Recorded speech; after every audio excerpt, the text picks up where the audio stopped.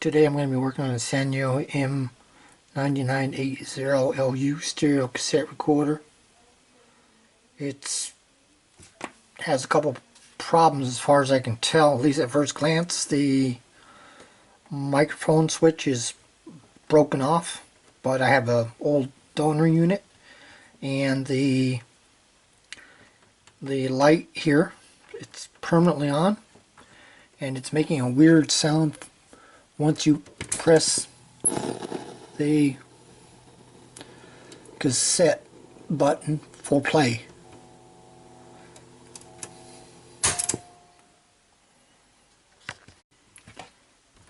So I managed to take off the back cover, which was held in by a total of 6 screws, and luckily they were all there.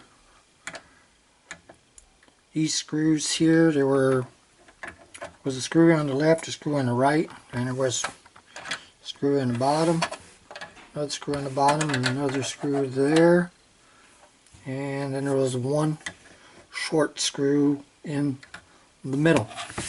And once I pulled that off, I noticed that somebody had already been in the unit, and because these external antenna connections were just hanging in the air, so I got to figure out where to put those on once I put the unit back together.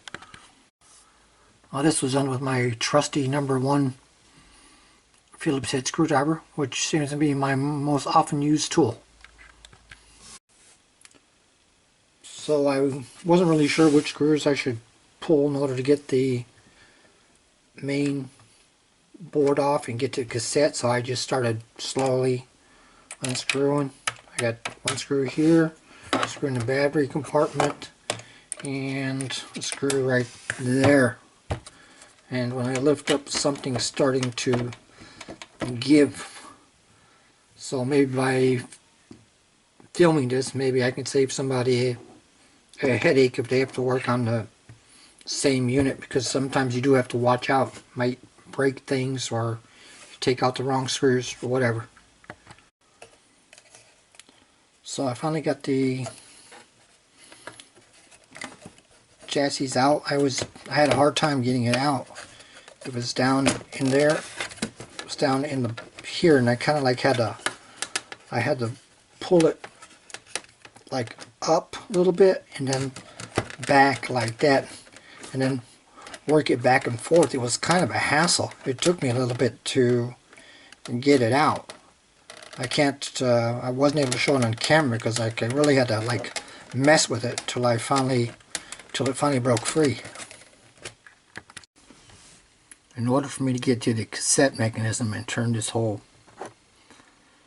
chassis around, I think I got to remove these 4 speaker wires. Of course, there's always 2 grounds and there's 2 signal wires.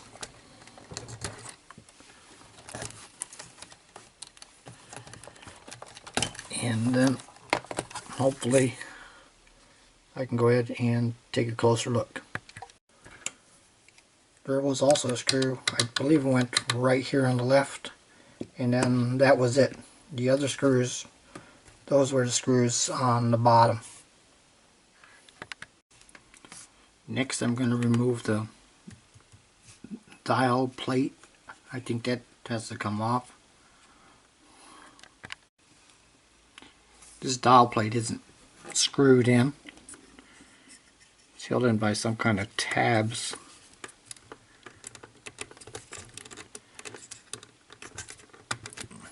Okay, there's one. And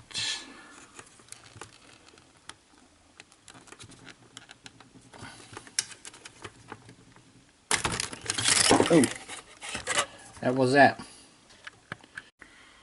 So I got the unit plugged in, and now I'm going to go ahead and press the play button and fire it up. Looks like the loud squeal went away, but the cap stand isn't turning, but I hear the motor working, so I suspect there's a broken belt. I'm going to go ahead and take the cassette unit off the chassis now. I got the cassette mechanism out. There were 4 screws holding that thing in. 1, 2, 3, and 4. I ended up taping them to my piece of paper so I know which ones go where. That way I don't lose them either. I did that for the screws holding the chassis in too. That way I know, okay, I got a little short screw going in here, long ones up there. It's kind of corny, but it's effective, and I really don't lose screws that way. I finally made a little progress. I managed to pull the cassette mechanism away from the chassis. I couldn't get to it right away, so I had to relieve the pressure off this wire from the other side, which was put in some kind of a tie down. So now I could get to the unit, and it looks like at least one of the problems is a bad belt. That's probably not even, see the motor here, motor pulley is turns freely, but I don't think the belt is tight enough. Also looks like somebody has been in this unit before. There's a screw missing right there, which I hate it when people do stuff like that. They don't put the screws back in.